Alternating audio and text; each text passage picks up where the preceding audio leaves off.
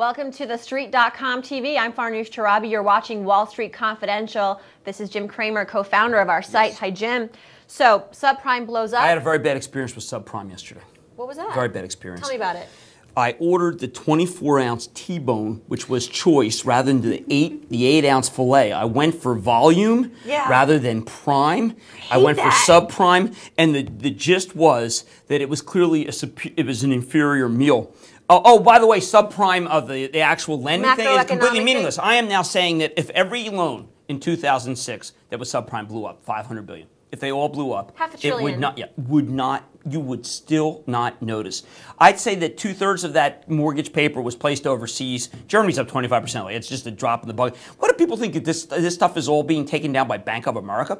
It has no relevance whatsoever. In fact, the actual CDO, the actual tranching of this stuff is the reason why there's no impact, because it's been divided and split among so many different entities that no one entity is really being hurt other than the dumb guy who ran Bear Stearns, who was smart before this, obviously. So, I mean, this is an issue that people want to really, really make just a gigantic hill out of what I think is a molehill. I want people to look at the accredited home lending takeover. I want them to look at just go read all the stuff is public.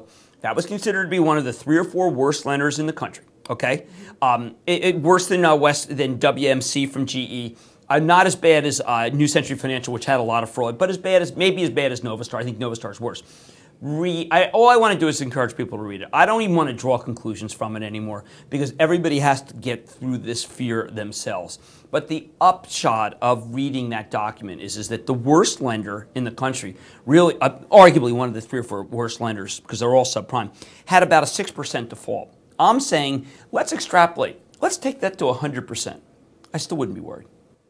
What are you seeing? I mean, you went through kind of a laundry list of things that you're seeing, but bottom line, what are people missing? I mean, is it that they're just following the Wall Street Journal headlines and they're getting misguided? I've been doing a series of stocks that go to 80, go to 120. Mm-hmm. Okay. Well, the problem with that is it sounds completely unrigorous and joking. Even though my team, Sankar Patel, we sat down and we looked at every stock that's going 100 in the last year to try to figure out when it went below 100. We couldn't find any other than 2 stock splits. Rigor and prudence dictate that they must write these stories. And like today was the story about how private equity is having problems placing loans. Well, that's completely untrue. You just raise the interest rate, the stuff sells.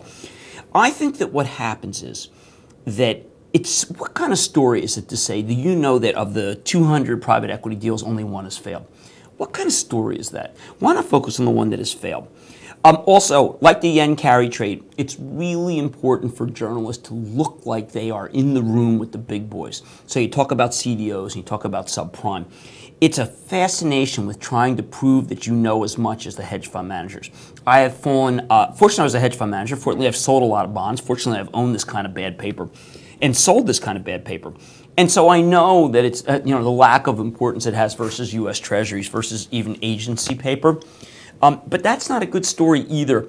I think that if I were a journalist without any of the experience I had, I don't think I'd write about anything other than this. All right. And I would think, oh, that Cramer's such a joker. He ought to be with his nephew, Cliff Mason, when he starts talking about subprime. I want to point out that, by the way, he's my nephew. Dealbreaker.com, he's my nephew, and he's going to call me Uncle Jumbo in all videos. I think it's a great idea. Right? He should identify himself as my sister's firstborn. I think that's important to work into. I think I'm somehow related to Cliff. I gotta be. Oh yeah, absolutely. We want to probably what they call Chiron underneath, saying he is deeply related to Cramer. The T-shirt's getting made. Yeah. So. Well, he wouldn't get the job. He'd be a bum. He would just be a bum. I think he would not even. I think he'd be living at home watching a lot of TV and playing video games if it weren't for the fact that he is my nephew. All right, that's Wall Street Confidential. Have a great weekend. I'm Farnoosh Torabi.